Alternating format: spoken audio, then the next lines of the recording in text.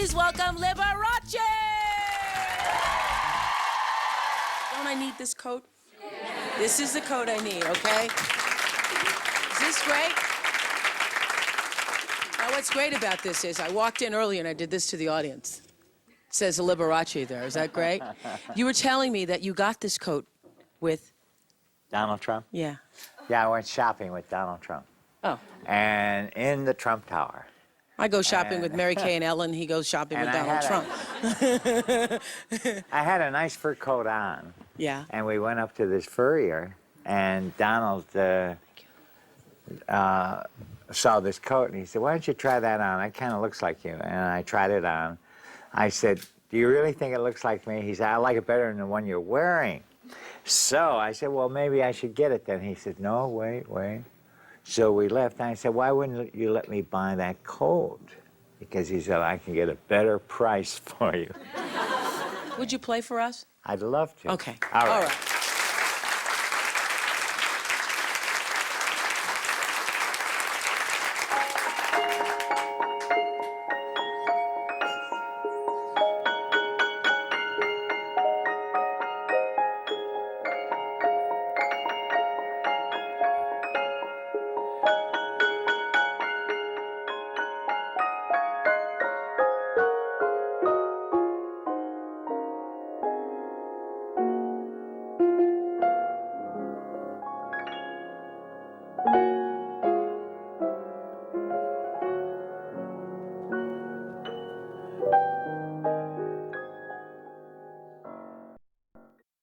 Mel, how does it feel? How does your wife feel about being the sexiest man alive? How does my wife feel about that? Is she the sexiest? Yeah, I was at the sexiest man alive. Let me see. I was out of town when that thing came out. So and when she picked it up and read it, I think she was relieved that it didn't say the sexiest man dead. So, How old are you? oh golly. How old do you think I am? 20. He's 20? I wish she was 20. No, You were 20, yeah. 31. 31. You do sound effects, I hear. Yeah. Water dripping. Oh, water dripping, yes. All right, look, I blew it. Go ahead, do it again. Water, second take. Really good.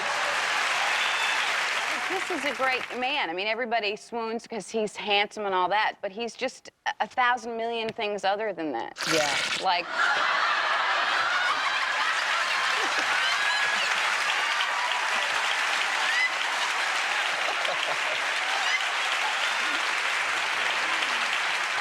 Years ago when I did my first audition for my first television job, I was such a nervous wreck. I had no idea of what to do or what to say, and I thought in my head that maybe I'll just pretend that I'm Barbra. I will sit like Barbra, I will hold my head like Barbra. So I crossed my legs at the ankle, and I put my little finger under my chin, and I leaned across the desk, and I pretended to be Barbara Walters. And I was hired. I'm like, do me. I'd love to. Yeah, well, I see. I used to sit like that. Yes, you used to do this. I used to do this. That's what I used to do. And I couldn't do like that. Yeah. Because. Well, you know, and I so, did. I would sit and you like do this. this. Yes. Okay. What kind of woman would you be interested in marrying?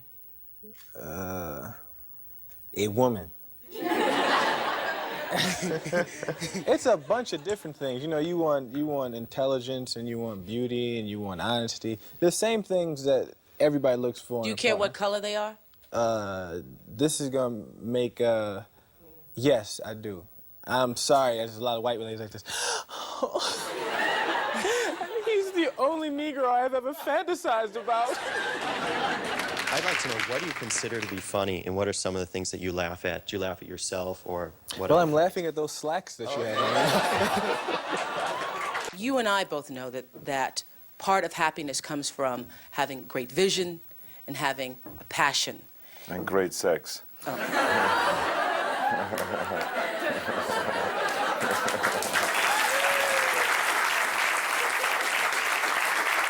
What attracted you to him in the first place? Well, people always think it must have been his body, but it wasn't. Yeah. You know, I mean, I noticed his body. I'm not like, you know, moron, but, you know, I was like aware that it was there, obviously. But he had this great sense of humor. great ability to laugh at himself, and he also had incredible dreams for himself. And I was fascinated with someone who had come here with no money, who was an immigrant, who didn't speak the language, and said, you know, I can go on to become an incredible force in this country. I can do this, that, and the other, and who believed it and was focused on it. And I said, I you don't know anybody more determined than Arnold. I don't either. No. No. There is a shot of me going outside of your wedding that is frightening. I haven't.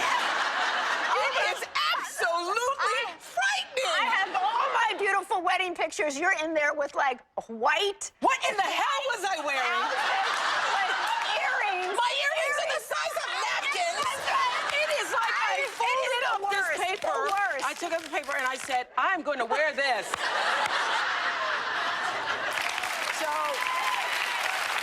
Maria, my friend of 27 years, has not done an interview since Arnold decided to run. And every journalist out there wants this exclusive. I was this weekend in Salinas County, and the journalists there, some reporters were saying, how did you get this interview? I said, I played the friendship card. That's how I got this interview. I am using my friendship. Okay, so they've never done an interview together.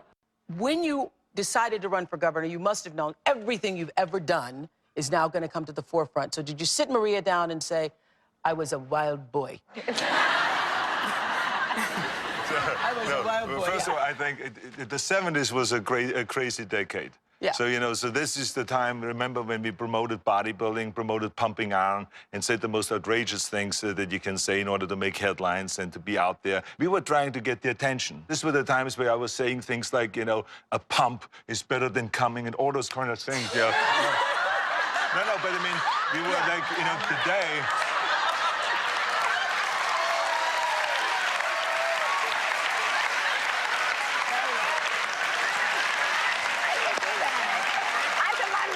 Watching the show. My mother is watching the show. Jer, hey, Jer. Yeah, go. Yeah. Being on Tonight Show 17 times, it's like... I'm exhausted. I'm so tired. The first time you were on, though, weren't you nervous about, gosh, will I ever get asked back? Yeah. Well, Yeah. I'm nervous right now. I don't know. I mean, you just do the show. I mean, Yeah. I think when I walk out, Carson isn't sitting there thinking, gee, I wonder if this new kid will be my friend. From your lips, why did you decide to end the show? Good question. Okay. It's from years and years of being on stage as a comedian. You know, you do a show, I get on stage and I'll do an hour or an hour and 10 or 50 minutes or something. But there's that moment when you're on stage when you just feel, and you learn, it takes years to learn it, that this is the moment. And you just get off stage then, and the audience, and they get excited. Yeah. And another 5 minutes can bring them to a completely different place. Yeah. Just like a little too much food. Yeah, You know what I mean?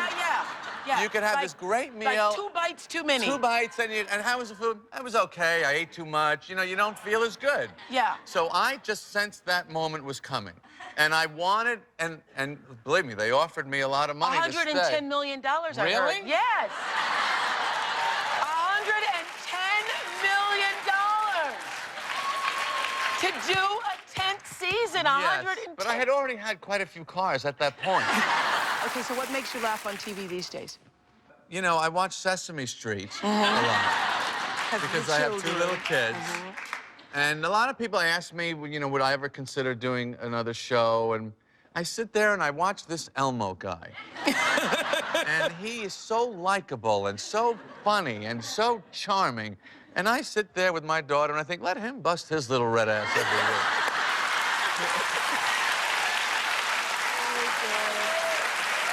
I can't do it anymore. Now, you were at one time one of the wealthiest and most famous bachelors. I was before I spent it all. Yeah. And you held out a very long time, okay? And you then met Jessica, and then said what? Said it's over? This is the biggest day of my wife's life. To meet you, to be with you here is so exciting.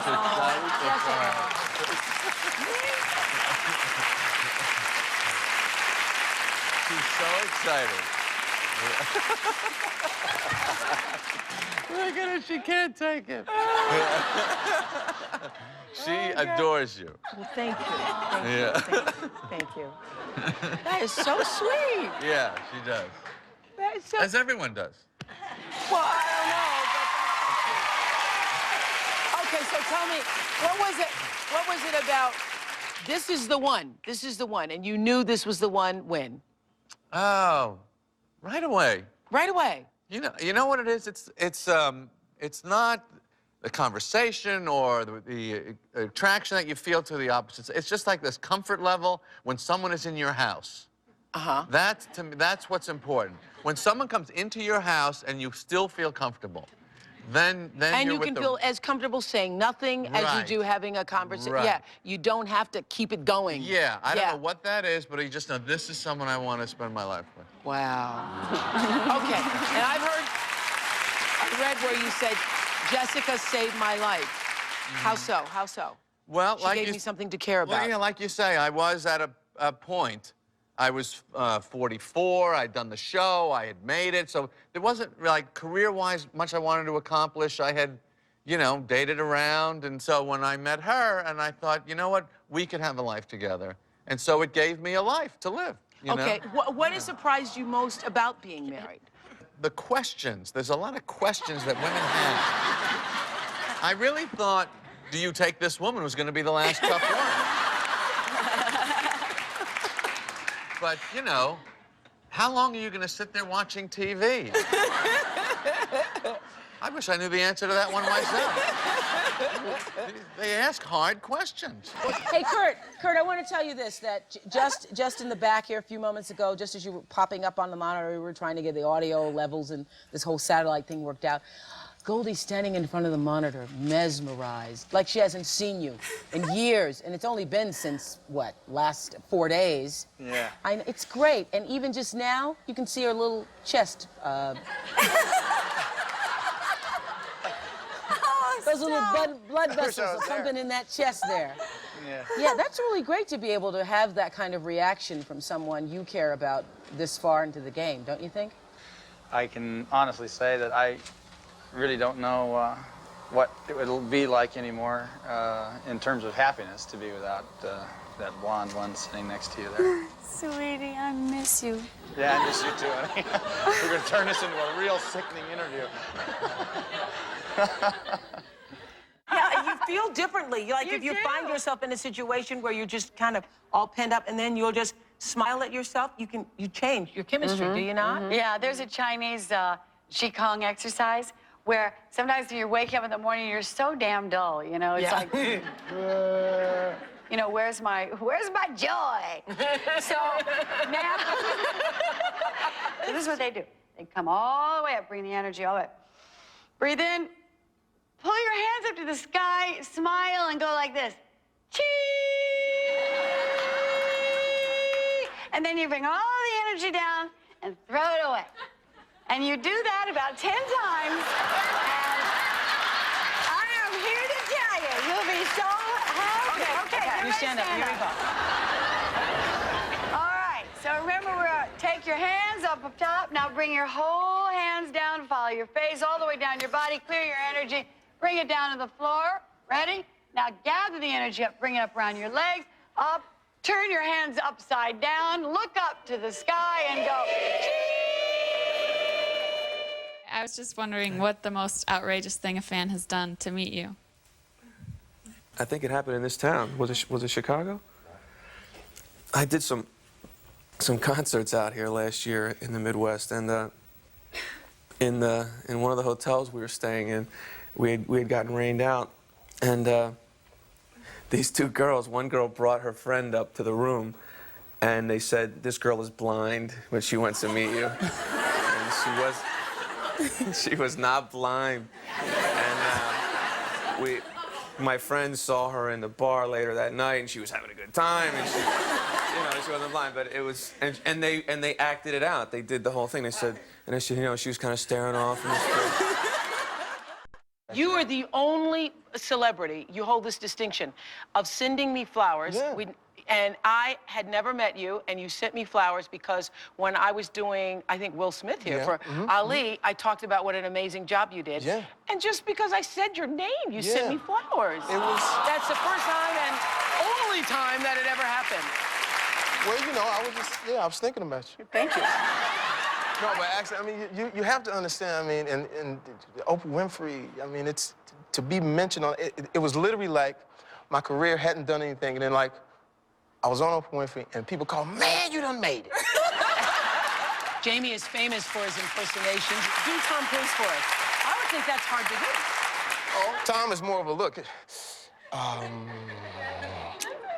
And his laugh. Yes. You know. And he's very intense. Oh, he's very intense. Me and Tom and I got together, man, and we just magic formed, and we started hanging out. He came to my birthday party, and you know, there was some elements at my birthday party. Elements meaning like people with no social security numbers and things like that, you know. But he hung out. We went to TRL. Then I took him to Harlem. Really? And that's how cool he is. There's a lot of times people keep asking me, is he genuine? He's genuine. He went to Harlem, all these black folks looking at him and just going crazy. I said, these people you may not know too much about, but they know everything about you. He welcomed it. We get up in the party and we kicking it, and he dancing and doing his thing, and Dougie Fresh is on the mic. Pumping it up, you know? And then I grabbed the mic and said, yo, Tom, give a shout out to Harlem. And he's like, huh? I said, give a shout out, and he goes, hey, Harlem! And they went crazy, man. He's genuine, that's my friend. What do you think the biggest decision was? A decision to leave Elvis? Oh, sure. I think anytime, you know, you're changing your life, you're changing, you know, my God, I had a child. I mean, that definitely was a very big decision for me. You know, you don't look like the same person who married him. I mean... Oh, well, no. Yes. I've never seen more mascara on one person in my life. He has not done an interview in front of an audience in over 10 years. Welcome, Leonardo DiCaprio.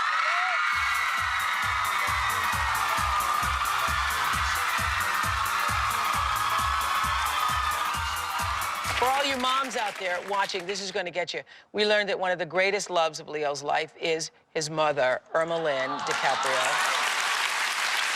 He's looking like a babe today. He is. Now, had you any idea that your son was going to grow up to be the Leonardo DiCaprio? No, I had no idea at all. What were your hopes for him when he was a boy? Well, when he would argue with me, I would tell him he should be an attorney so you can make some money. You can make some money arguing. That's about all. I remember. And then he liked art, so I thought perhaps an artist. And since his name was Leonardo DiCaprio, I thought that Wasn't he? Why was he named Leonardo? I think that's a cute story. I was inspired by the name of Leonardo da Vinci when I visited Italy. Mm-hmm. Yes, and I thought it sounded very smooth. Was he always getting into trouble growing up? Oh, he was great. That's wonderful right, Mom. child. A lot of times. A lot, yeah. Kate Winslet was here for the making of Titanic, and she told us the truth about working with Leonardo. This is what she said. The truth, huh? Yeah. Leo and I always had a laugh together. We always got on incredibly well. And there was never... with 7 months. Yeah, absolutely. And, you know, I was like, you know, probably all the women in this audience are about Leonardo DiCaprio. Initially, I thought, oh, how am I going to work with this beautiful man who's such a brilliant actor? And I met him, and he's so, honestly, he's so lovely and down-to-earth and normal and so good at what he does that it was actually never about that. It was a real brother-sister thing. We were very, very, very close and really stuck together. That's my girl. That's your girl. True or false? You almost died while skydiving? Correct. Yes. Why were you skydiving? I don't know. I'll never do it again. I'll tell you that. I do not recommend skydiving to anyone. Because there's something fundamentally wrong about looking out of a plane and being thousands of feet in the air and saying, okay, I'm gonna hurl myself out and fall and plummet to the earth. What happened? You know, it was a tandem dive. I'll make the story short, but it was a tandem dive, and I pulled the cord. I looked, and the chute was going like this. And I heard the guy go, oh, blank, you know. I was like, what? You know, he's like, you know, it's all tied up. So he cut the cord. We started plummeting to earth. I had one of those, you know, flashes, 8x10 glossies of my life in front of my eyes. You know, 2 years old, 8 years old, you know, 10. Did that really happen? That really happened. Really? And then I didn't know there was a second shoot. Pulled the second shoot. That was clumped up as well. So then I said, oh, wow, now I'm really going to die. Do you have time to think? Yeah, you have those moments. It's going, oh, God. You know, Really? why do I have to die today? Please welcome Nicole Kidman, Meryl Streep, and Julianne Moore to our tea party, the Bel Air. We do a little thing on the show that we ask everybody their favorite things. Your favorite memory? Swimming in the surf with my sister in Sydney when I was little, and I just remember like laughter from the beach, and that was my parents, and just noise and sun and surf and making out. In the car. I do remember like that. I remember kissing my in the first kiss. car. Oh, yeah. Yum. Yeah. Yeah. Amazing. The great kiss though is pretty spectacular, no? Let's move off this now. I heard that you do reach a point after every film where you think you're not going to work again. Well, no, also in the middle of it, I feel, well, no, at the beginning I'm scared. In the middle, I think, maybe then that's when I start to, like, doubt my choices. And then by the end of it, I think I've ruined it. I've ruined it. That's, you know, and sometimes I will suggest other actors. That is amazing to me. At the end of my magazine, every month I do a thing called What Do I Know For Sure? What do you know for sure? Give and you'll receive. That's what I've sort of learned. The more you give, the more you'll get back. And stay open and trust. What do I know for sure? I know I will never, ever lose the weight from the first baby. Which was 22 years ago. You've been acting since you were 14. Did you ever have any other job? But I'd worked as an usherette for a while. Okay. And as a masseuse. But not that kind of, like a masseuse, like a, not a, not a sexy masseuse. No, I'm just thinking I'm a No, but this is okay, but this is whatever a thing. you call it. No, I never asked a masseuse. You know, a masseuse. Okay. So I want you to be honest with me. When you a person, they're buck naked, that you've known them for 20 seconds, they're buck naked, do you go, cellulite, lots of it? No, you Or do sort you of say- you're looking at the body to assess, you know, which parts you really need to work on. And there's no judgment whatsoever. Oh, maybe a little.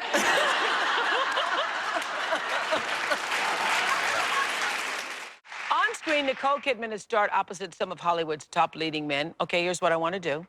I'm going to say the names of some of your famous co-stars. Okay? Yeah. Then you're going to say the first thing that comes to your mind. Oh, really? It's like a therapy thing. Yeah, okay. There it is, George Clooney. Suave. Suave, good. Sexy. Okay. Oh, one word. Okay, Ewan McGregor. So darling. Dear, and so kind to me. And I'd love to do another film with him. Joaquin.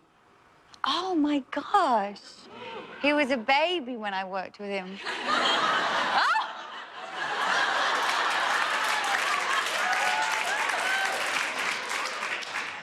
He was 19. Well, you just made the age limit. Okay, Jude Law. Oh, so just sweet. Like sunshine. Like sunshine. Anthony Hopkins. Brilliant. Brilliant. Yeah, I've said before, he could read the yellow pages to me. Sean Penn. Also brilliant. Yeah, one of the greats. Yeah. Really is sort of, and also an original. Also an original. An original. Yeah, I like him so much. Yeah. Will Ferrell. My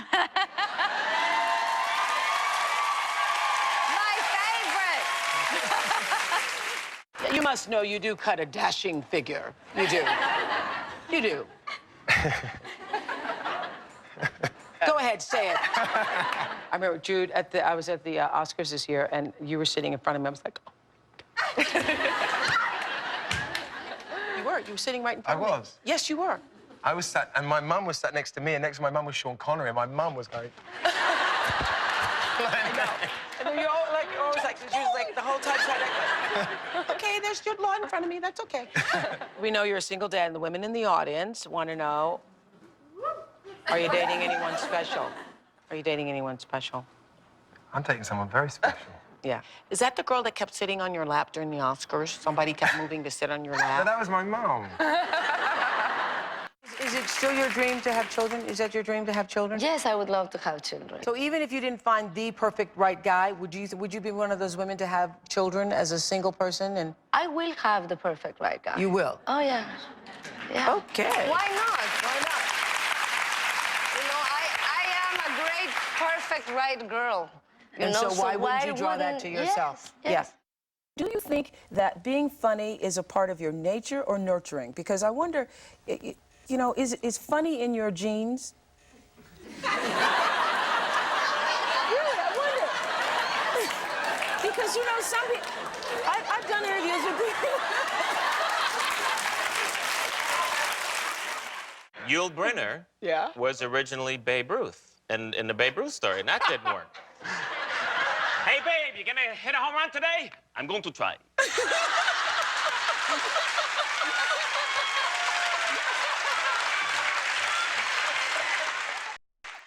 What is your favorite thing to do?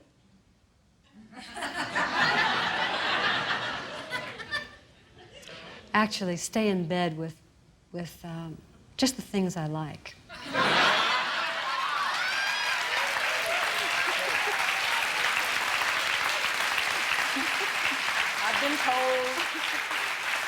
I have been told. Okay, I guess really? you don't mean ice cream either, huh? No, I mean it all. I Yeah. mean it all. Our favorite thing is to stay in bed. We usually stay in bed on every Sunday. Do you? Yeah, with the newspapers and videotapes and food and each other. That's all we need. Oh, so much fun. That's great. Since the word got out that a legend was going to be here today, our phone lines have been jammed. People have been trying everything they could to get tickets to today's show. Why? Because one of the greatest entertainers in the world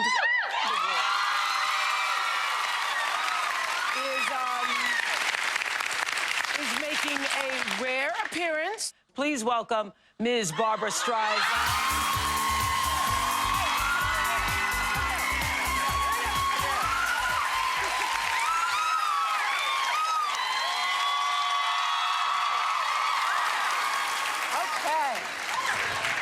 Oh, you do? You look great. You look great. So do you. Thank you. We're glowing chocolate and vanilla. Oh, nice. Yes, chocolate and vanilla. Anything that reminds me of ice cream. It's great. Are there moments when you step back yourself and you are amazed by your own achievement? Yes. I do it every day. I try, and that I think is wonderful about growing older. This appreciation for the miracle of existence, of life. I thank God every day. Mind if I take my shoes off? I'll take them off. I understand. Huh? Or you know what I could do? Okay. I do understand. I'll take mine off. Thank you. Then I could sit like this. Beautiful, but hello. I know. Okay, good. Yeah. And what about turning 50? What was that like for you? You're trapping me here. No. No, I'm asking. It's going to happen to me next year. So. Oh, really? Yeah. I didn't like it. You didn't? No. That was odd. I didn't mind being anything in my 40s. 50 was hard. Was it? Yeah. So 30 was hard, 50 was hard, 40 was fine. So now everybody's different. Yeah, everybody's I different. mean, you might experience it. I'm thinking I'm going to rock on through the 50s. I'm liking it. So how glamorous has your life become now? Oh, it's very glamorous.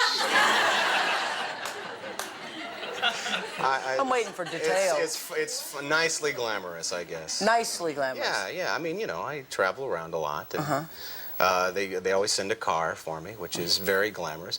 But you know how impossible it is? In all honesty, this is the greatest myth about show business, is that it's fun to, like, sip champagne in the back of a limousine while you're going somewhere. It's impossible to sip. That's right.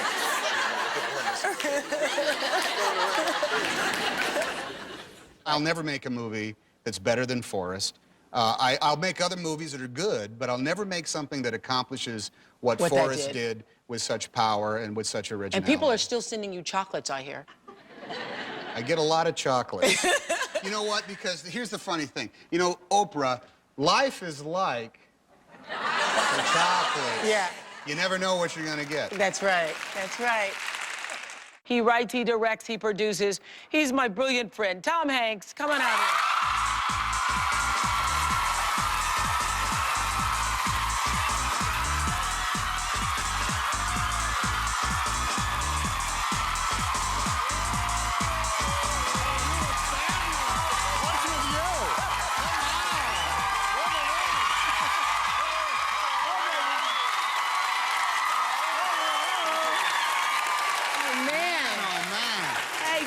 Oprah.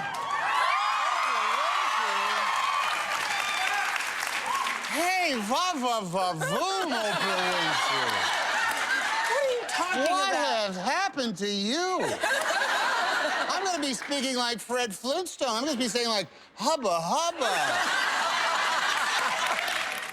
While doing research for this show, my staff dug up some surprising things that we did not know about Tom. Here's some Tom trivia floating around out there. Tell us true or false that you go to work in your pajamas. There are on occasions, yes, I go to work in my... Because sometimes I go and work out and then I get out of my pajamas, but I figure that, yes, sometimes I go to work in my pajamas. Okay, that you are a huge Jeopardy buff. Listen, in single Jeopardy, I kick butt. You shoplifted as a child. Oh, hey now, come on. First of all, I don't know what you're talking about. Secondly, let's say I did. And let's say the best thing that happened was a shopkeeper said, I know what you're up to, and it ain't right. Okay. And after that, I never did it again. Okay. Just an adult looking down at a kid saying, buddy, I know what you're up to. Do you remember what you were... Not that I remember that happening at all. Okay, true or false? You're related to Abraham Lincoln. True, yes, indeed, I am, yes. I had to do a lot of reports. The Hanks family is from Kentucky and Tennessee. Yeah. Abraham Lincoln's mother's name was Nancy Hanks. That is a family. We have a semi-direct connection to Abraham Lincoln. The honest Abe Lincoln. That is terrific. Thank you. Okay. You were once is this true? You were once a hotel bellman. Thank you for saying bellman. Yes. Bellman. Bellboy is a derogatory term. Okay. You don't check into a hotel and say, where's the bellboy? You don't. You ask for bell service. Yes. Or may I have a bellman? Help yes, me with my that's bags. right. Yes. That's why I had a didn't say great boss. bellboy. There were great, fabulous guys that I worked with, and I was a bellman. Really? Yeah. How long did you do that, Tom? I did that for about 2.5 years, and cheated on my taxes. Well, no, I didn't cheat on my taxes. Say hypothetically I was to cheat on my taxes. What that means is you say you might have made $20 in tips and you say you made $10 in tips. Yeah. I'm not saying that it goes on, and I'm not saying I did it. But there is this odd loophole that I hope the candidates are closing this time. Okay. And then you juggle. You juggle. You know how to juggle. When Peter and I were doing Bosom Buddies, Peter Scolari, he taught me how to juggle, and he juggles clubs, and he's actually quite accomplished. And I could do a little bit. I haven't done it in years. Okay, we have some tennis balls. Ah, jeez. Okay, now, let me tell you. Now, I'm not kidding you. It turns out tennis balls are amongst the hardest thing to juggle because they have no weight. Juggling balls are actually pretty heavy. The best thing about the consistency and the weight of an orange is the thing you would want to juggle.